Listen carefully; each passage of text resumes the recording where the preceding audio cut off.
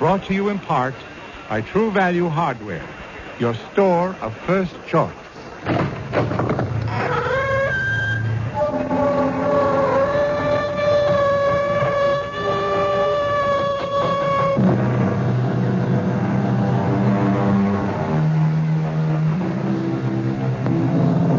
Come in. Welcome. I'm E.G. Marshall. Welcome to the world of your own terrifying imagination. There are people who suddenly find themselves tortured and taunted by a fragile wisp of a memory. It's the memory of something they may have said or something they think they did. Exactly what it was has been long forgotten. But now it must be paid for. And the price? Life itself.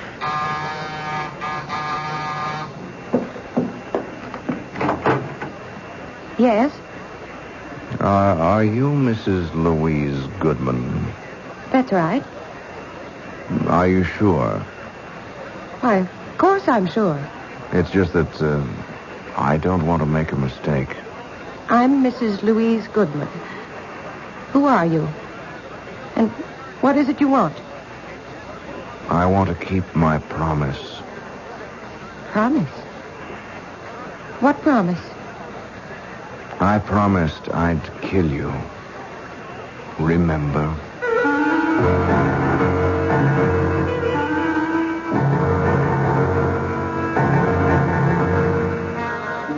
Our mystery drama, A Little Night Murder, was written especially for the Mystery Theater by Sam Dan and stars Tony Roberts.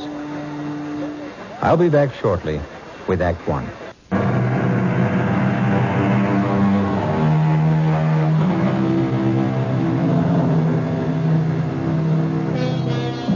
Downtown at night, the city is a deserted place.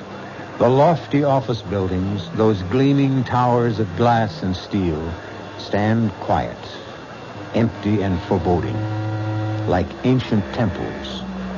And like the ancient temples, they also have their priestesses. These are the ladies who enter at night with mops and brooms and vacuum cleaners to clear away the debris of the day's worship and purify the offices for tomorrow's rituals. We are concerned now with one of these, a sturdy, middle-aged woman named Mary Margaret Cannon. Steady, hard-working, no nonsense. But on this Friday evening, something seems amiss. Mary Margaret is pale. She's nervous. And every now and then she stops working and just listens. Someone there?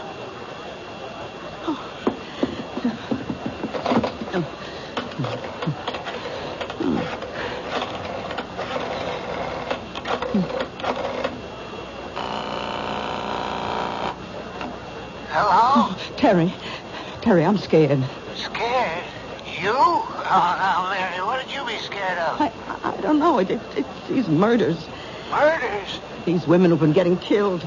Well, I'll come and stay with you if you want. Oh, please. I'm so nervous, so jumpy. I'm so scared. Yeah, but why? I just don't know. Terry. Yes? I hear someone coming.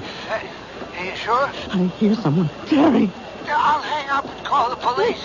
Oh, no, don't. It's just the guard. Yeah, you see? Now, is everything okay? Oh, yeah. Look, you just forget I called and get your rest. Oh, good evening, Tom. Oh, you're not Tom. No. I'm the new man, Mrs. Cannon. Oh, well, what happened to Tom? He called in earlier today. He said he was sick. They sent me down to relieve him. How'd you know my name? Oh, Tom told me. I asked him, who's in the building tonight, and he said, just Mrs. Cannon.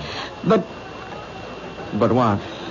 Well, Tom doesn't know my last name any more than I know his. We're just Mary and Tom. How did you know? Why shouldn't I know your last name? You know mine. How? How would I know your last name? It's Jackson. You remember? Little Peter Jackson? I never saw you before in my life. Oh, you did. Yes, you did. What do you want? I want to keep my promise. What promise? I promised I'd kill you. Why do you want to kill me? You don't remember? Well, let me refresh your memory, Mary Margaret Cannon. 23 years ago, you lived on Baxter Street, and one morning you walked into a little grocery store.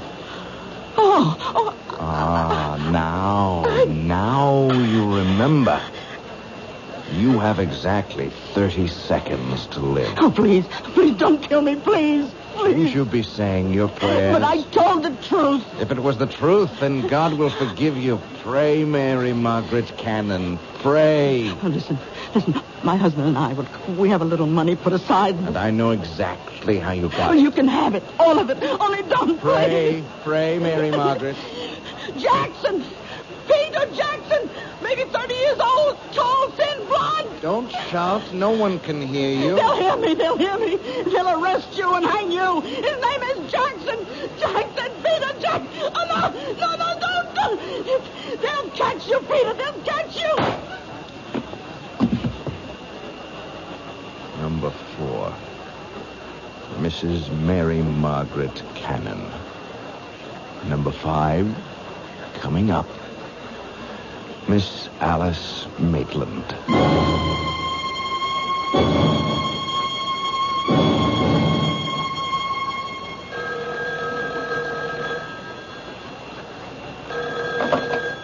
Captain Blake. Yes, Commissioner. Commissioner, I understand you.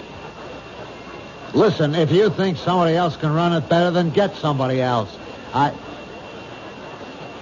agree, sir.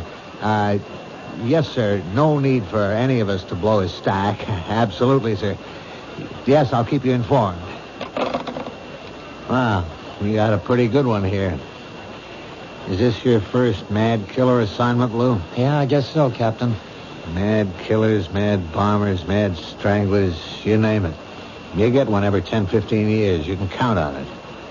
You get a rash of absolutely senseless killings. No motive, no rhyme, no reason.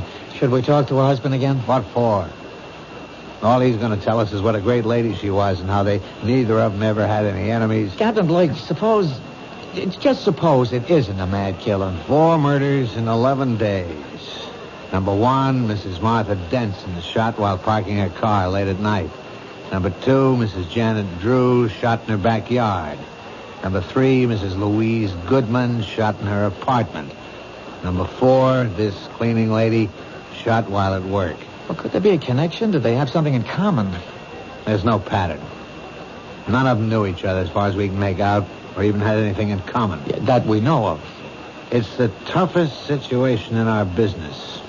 A mad killer.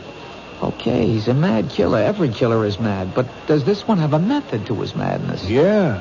He uses a .38 caliber revolver and shoots women. The last one, Mrs. Cannon, that's the problem. What kind of problem?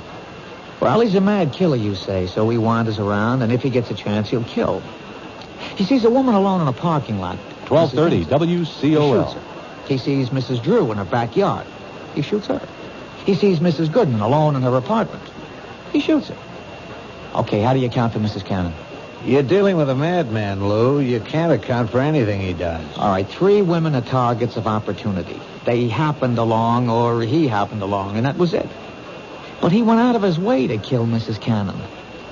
Look, he had to slug the night watchman. He had to take the elevator up 12 stories to find her. It means he wasn't just out to kill any woman.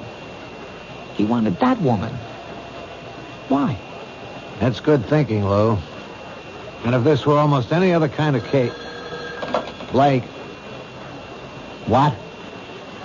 Oh, no. Not another one. Okay, all right. Send her in. Did they tell you about nuts while you were getting your college degree? This one coming in sounds like a 14-carat nut to me. Captain Blake? Yes, I'm Captain Blake. This Detective Parker. How do you do? Huh? I'm Miss Maitland, Alice Maitland.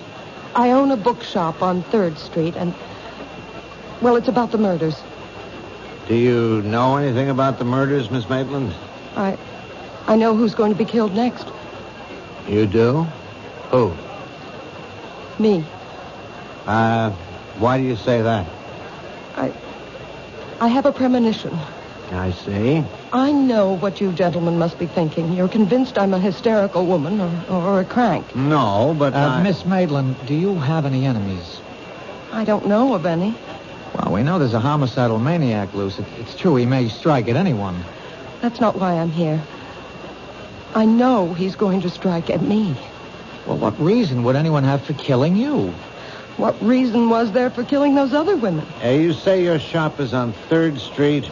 I'll see that the officer on the beat keeps an eye on the place. Yes. I just thought I should tell you. That's all anyone can do, I suppose. Goodbye. Goodbye, Miss Maitland. Now, Lou, you have just conversed with an authentic member of the Nut Club. I don't know about that, Captain. She's a charter member. She belongs to the I'm the Next Victim chapter. I still say she's not a nut. Maybe not. Maybe she's just some poor little dame half scared out of her wits. Oh, she was calm. She was very calm. As a matter of fact, it's as if she knows what she's talking about.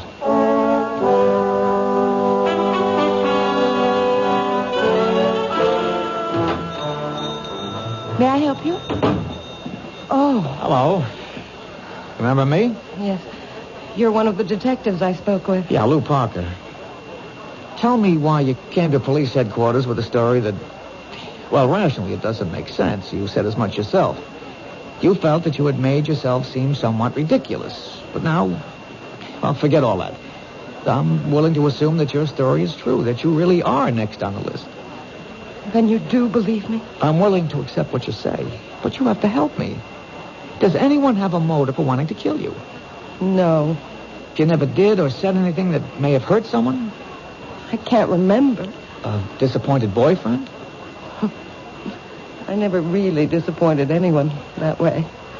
And yet you insist someone wants to kill you. I know it sounds ridiculous. There's a reason for feeling the way you do. If only we could uncover that reason. Excuse me, that's my phone. Hello? Hello? Hello? Hello? Miss Maitland? Yes. What is it? You seem rather pale. Oh? What happened? When I picked up the phone, there was just a click on the other end. As if someone had just hung up. Well, why should that seem to upset you? Well, because it's happened before. It has? Yes. Frequently? I mean, often enough so that it really isn't just an accident? 3, 4, perhaps 5 times a day. When did it start? Oh, I'd say about 2 weeks ago. I remember it happened 3 times the night the first of those women was murdered. Well, why didn't you tell us this before? I didn't think it was anything important. May I use your phone? It's back there in the office. Okay, I'll only be a moment. May I help you? Yes. Is your name Alice Maitland? Yes. Can I do anything for you? Well, you see, I came here because I have to keep a certain promise I made.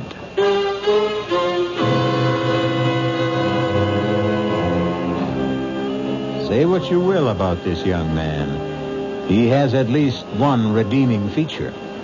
His word seems to be as good as his bond. But will he be able to keep this particular promise?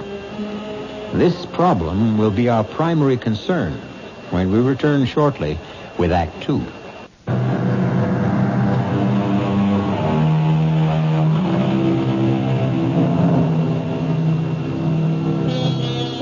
At one time, a young man named Peter Jackson has made the same promise to several women. A promise that he would kill them. So far, he has kept his promise 4 times. Now, he is in a bookshop owned by a Miss Maitland, apparently ready to fulfill promise number 5. I came here because I have to keep a certain promise I made. You made a promise? Oh, yes. And I came here to keep my word. Miss Maitland, I think we're... Oh, I'm sorry. I didn't know you had a customer. What sort of promise are you talking about? I had promised a special person I would buy her a book. And I came in here to... Any particular type of book?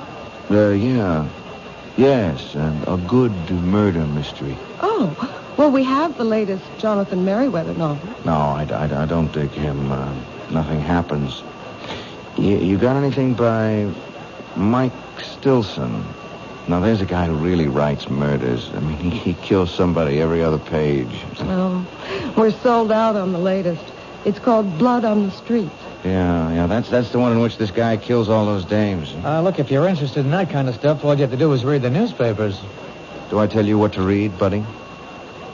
Sorry. I could order the book and have it day after tomorrow. Oh, no.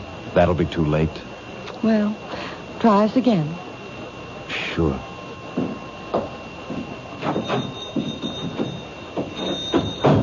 Well, there's a guy with gruesome tastes. Well, takes all kinds. Hey, he's a great Mike Stilson fan, and he thinks nobody knows it. Who? My boss, Captain Blake. You're kidding.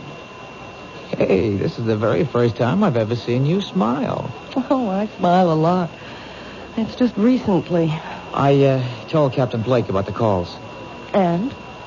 Well, you never know. He just grunted and said, I'll stay with it. But what time do you close? Just about now. I'll take you home. I live in this building, 2 flights up. Well, how about some dinner? Oh, you don't have to. You asked for police protection. Is that the reason? Line of duty? Well, yes and no. I'd like to. Except that, well, it's the end of the month and I'm swamped with paperwork. Well, this neighborhood seems safe enough. It's busy. And that diner across the street stays open all night. Look, keep this card handy at all times. It's got a special phone number. Now use it. Anytime you're disturbed by anything at all, no matter how slight or trivial, don't feel embarrassed. Just get on the phone.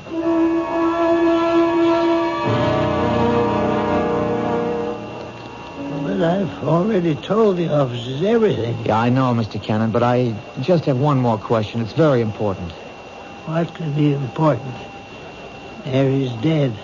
You said that Mrs. Cannon had no enemies. I'll take that back. She had a great many enemies. But when we asked you last night, you said she had none. Sometimes when you think about a question, you see it in a whole new light. Can you name some of these enemies? She was good.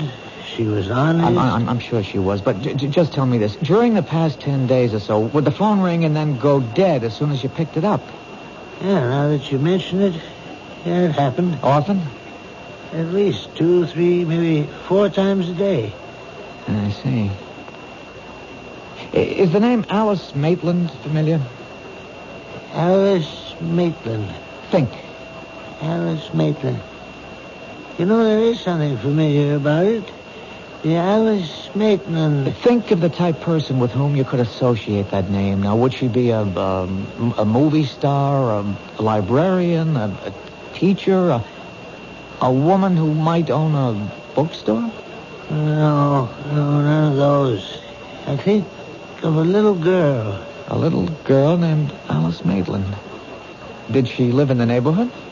These past couple of years, my memory, it just comes and goes. Right now, it's gone. Well, if ever you remember why and how you know Alice Maitland, call the number on this card.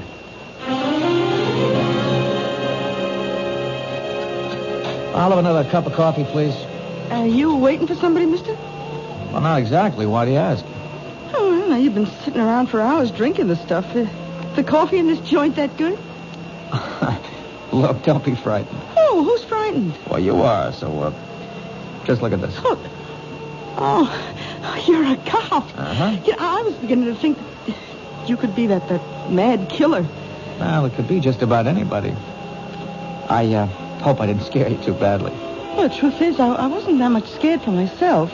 No? But You've just been staring at that building across the street. I got the idea you were watching for something. Are you? Well, maybe. Could I have change for the telephone, please? Thank you.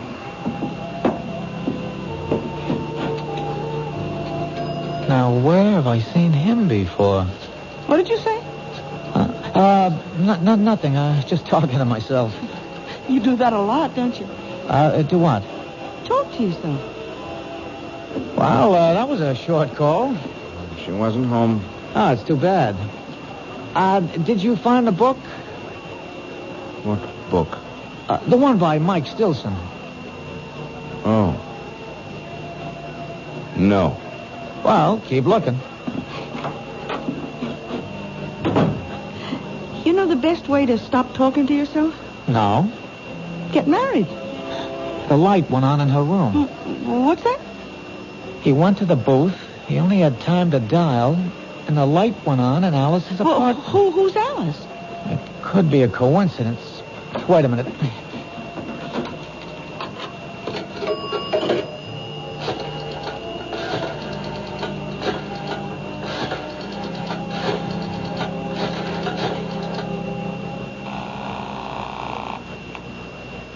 Hello? Alice, it's Lou Parker. Did I wake you? No. I'm up. Did your phone ring just a minute ago? Did it ring? Well, I don't know. What do you mean you don't know? Well, I'd fallen asleep, and, well, I must have been having a bad dream. I think I heard the phone, but it could have been in the dream.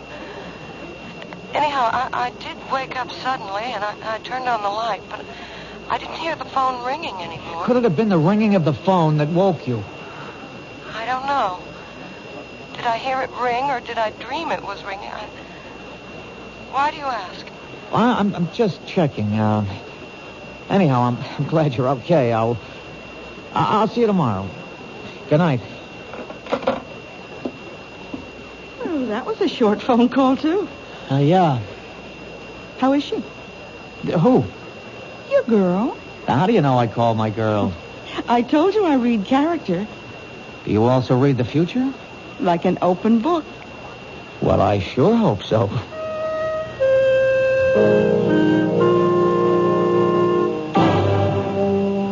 Captain, we got ourselves the killer. Oh, how can you be sure of your guy? I saw him in the bookshop. Does that make him a suspect? Maybe he likes to read. Then again in the diner. He may have been hungry. He didn't eat. He just went into the phone booth. He didn't even make a call. He was in there just long enough to let the number ring, and then he was out. So? So the light went on in Alice's, Miss Maitland's apartment. You mean he called her and hung up? Well, what? she isn't sure. How can she not be sure? The phone rang or it didn't? It isn't that simple. You see, she was asleep and she can't be sure. If it was the ringing of the phone that woke her up, or if the ringing of the phone was part of her dream. Good luck. Look, Captain Blake, there's something about this guy. He's young, about 30-ish, thin, blonde, a very hard line to his mouth. Lo, I think you better report in for general duty. This case is getting to you. Well, Captain, please. It's no reflection. It's even to your credit. It shows you care about people. Captain, let me have one more day. All right, Lou. 24 hours.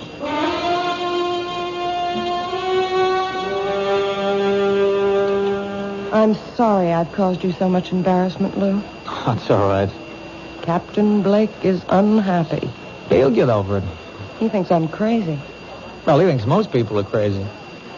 Lou, you can't keep guarding me forever. He has to strike at you soon. That's the pattern. He's done 4 murders in 12 days. That's one every 3 days. This is the night of the 15th day. He's due. Unless what? Unless I've scared him off for a while. No, keep away from your window. Why? Well, if he's around, we'll be tipped off. But could I have scared him away? After all, how would he know I'm a cop? You never saw him before? Never.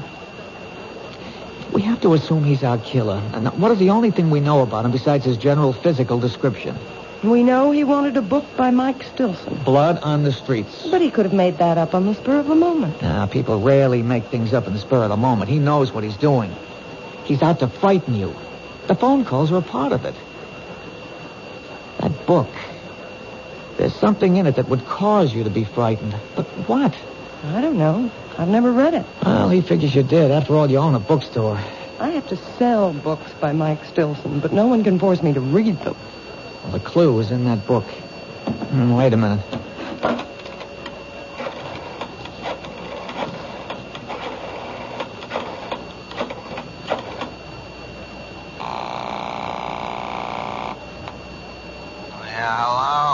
Captain Blake, it's Lou Parker. Do you know it's 2 a.m? Yes, sir, but I'm calling in the line of duty.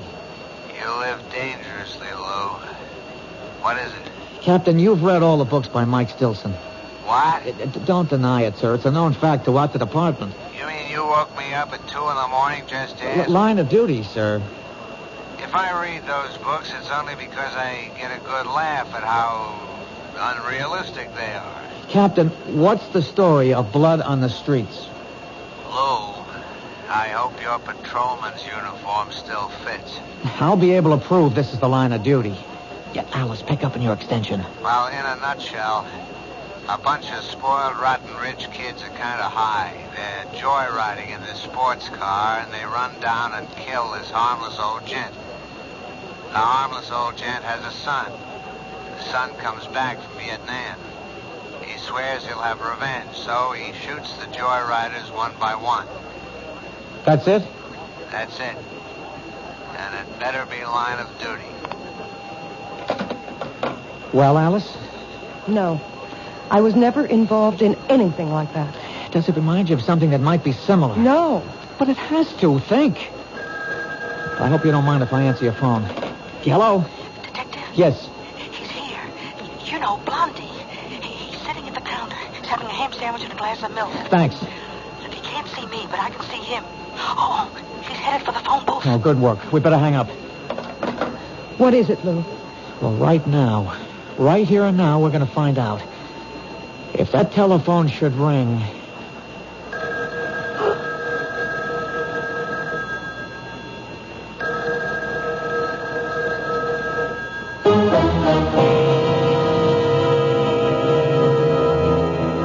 Whatever his faults, and we have already witnessed a rather grievous one, at least young Peter Jackson is something of a sportsman.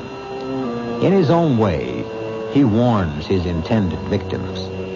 He even tries to give them clues. This time, has he given one too many? We'll be back shortly with Act 3.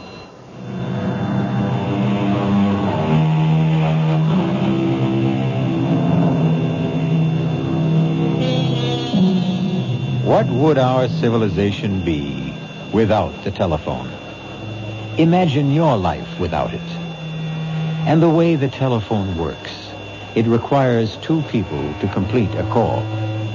However, some of the most eloquent conversations can be carried on when there's no one at the other end, as you shall hear.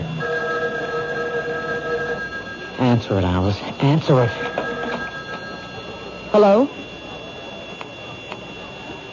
He hung up. Now I've got him. Where are you going? You stay here.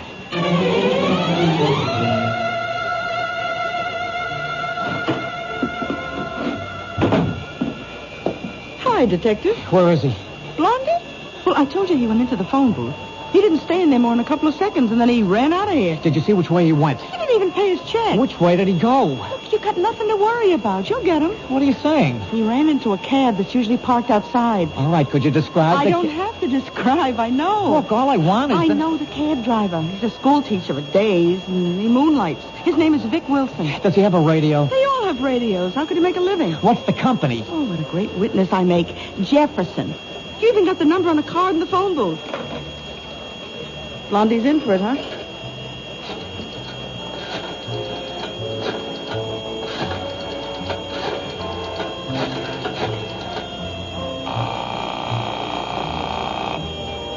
Jefferson cabs. This is a police call. You have a driver, Vic Wilson. He's on a job right now. The minute he checks in, have him report back to the diner at 3rd Street, to Detective Parker.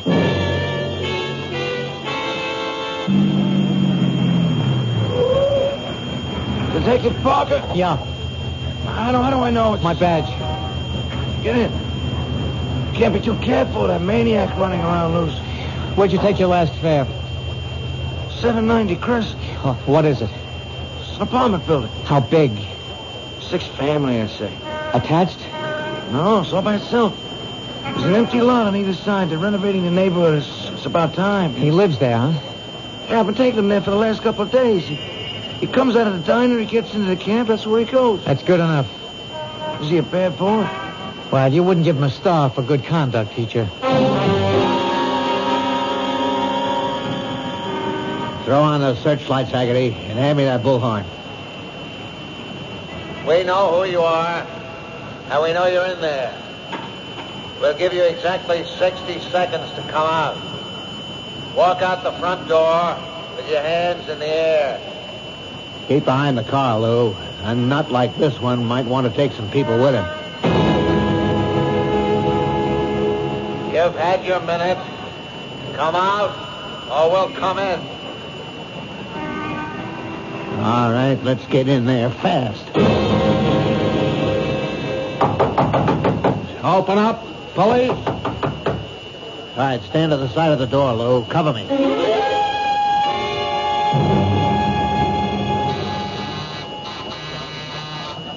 Who is it? It's me, Lou.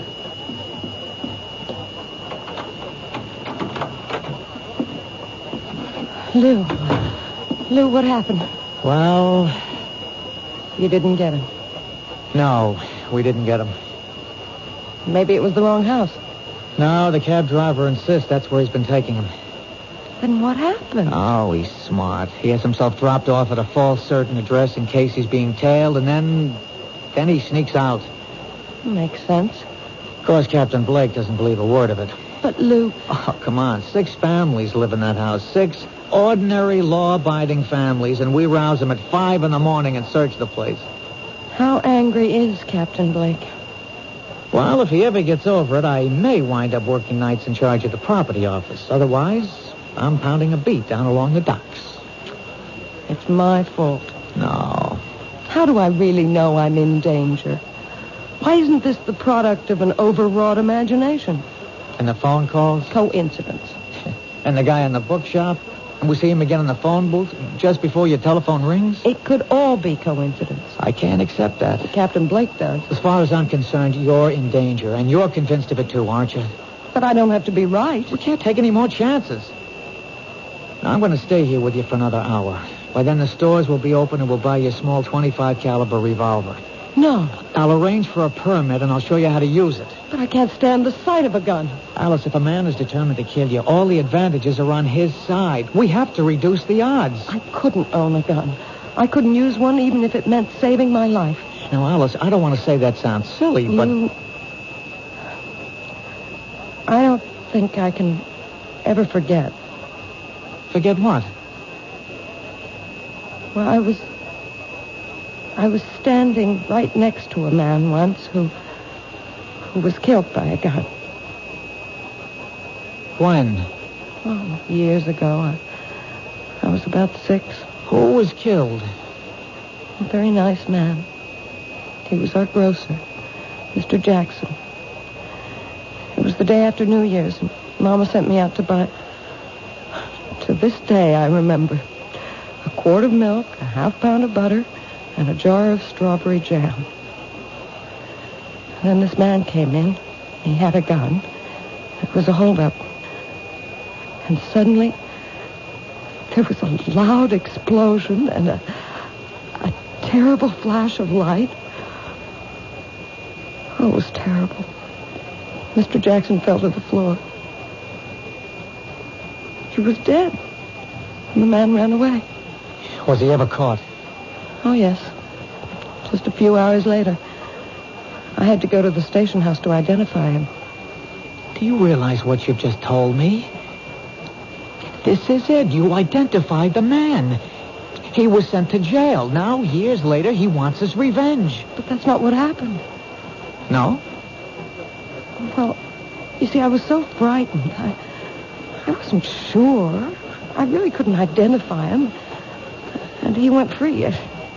So why would he want to kill me now? Then that gets us nowhere either. The others couldn't identify him either. The others? Yes. There were other people, but no one was sure of him. Now, if you had identified him and sent him to prison, it'd make sense to suppose he'd want revenge, but you didn't.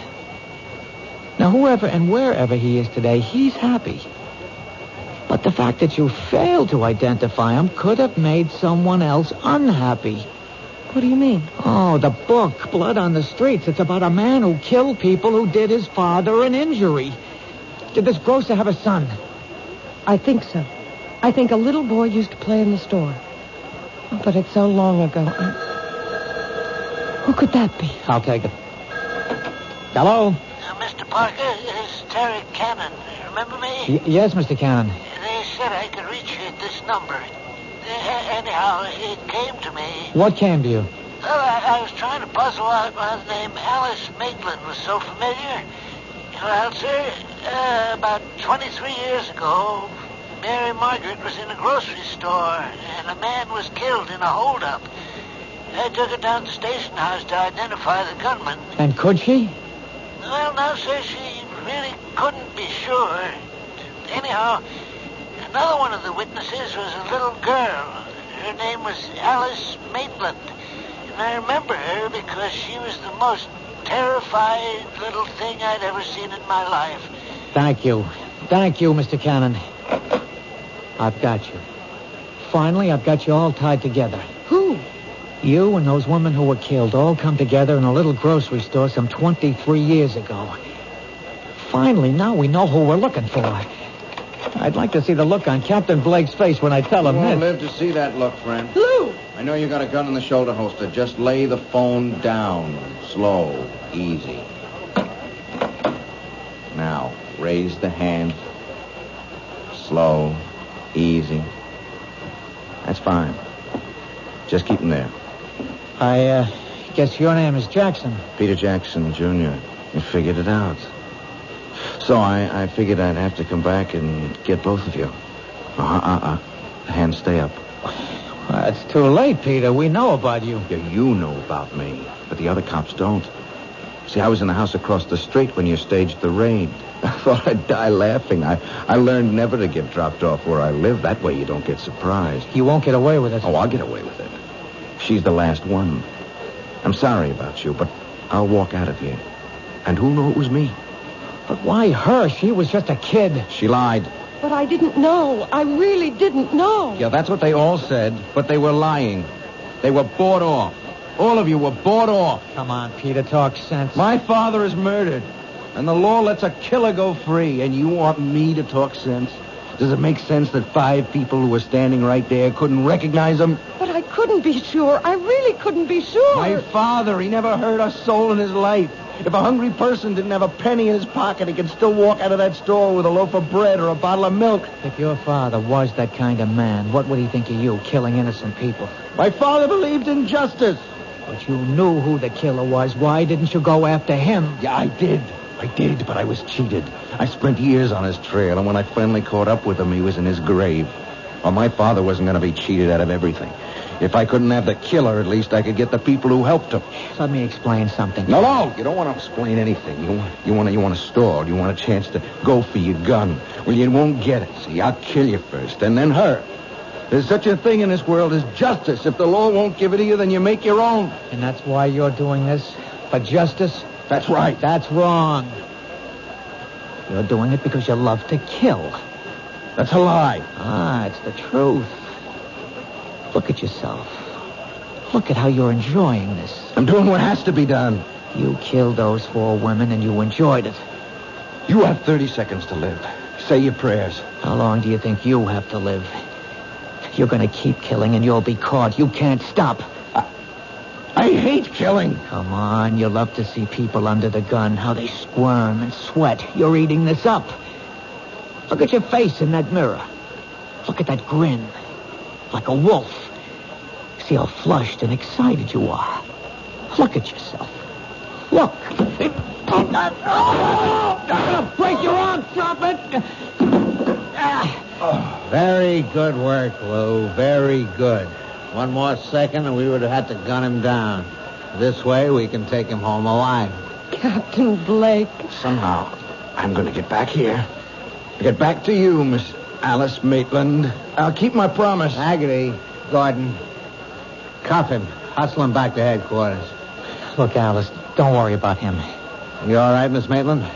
Yes, I think so. You shouldn't be. It was a rough experience. Why did you come back, Captain? Well, I guess we both solved it, Lou. You broke it by pure and simple brain work.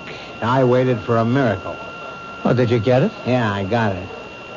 I got it because of this little machine. Mary Cannon was killed in an office.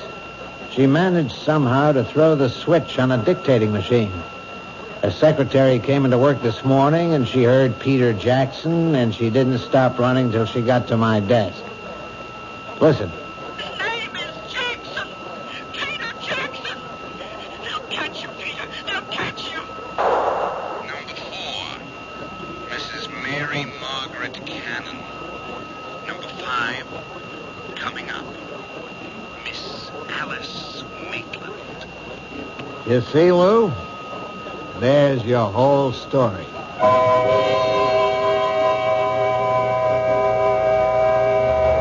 Of course, that isn't our whole story. For instance, you might want to know what happened to Peter Jackson. He's in a hospital for the criminally insane. For his sterling leadership in cracking the case, Captain Blake will probably become the next chief of police. Detective Parker will probably become Detective Sergeant Parker. And Miss Alice Maitland will probably become Mrs. Lou Parker. So you see, sometimes we can give you a happy ending. I'll be back shortly.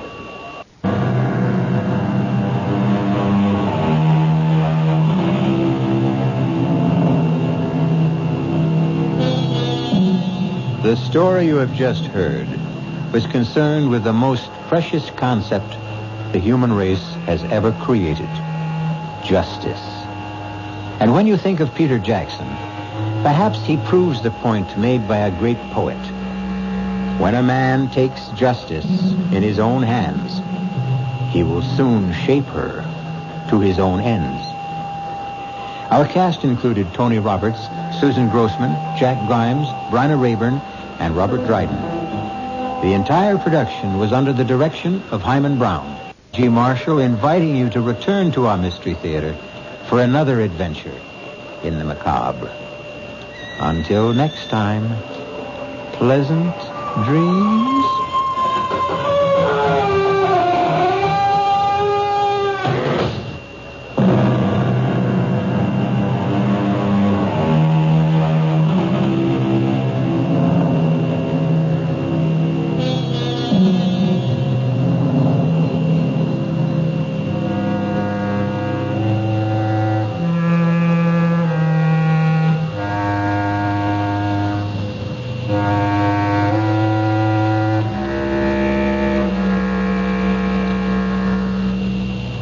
Central Ohio's favorite music is on 1230 WCOL Columbus.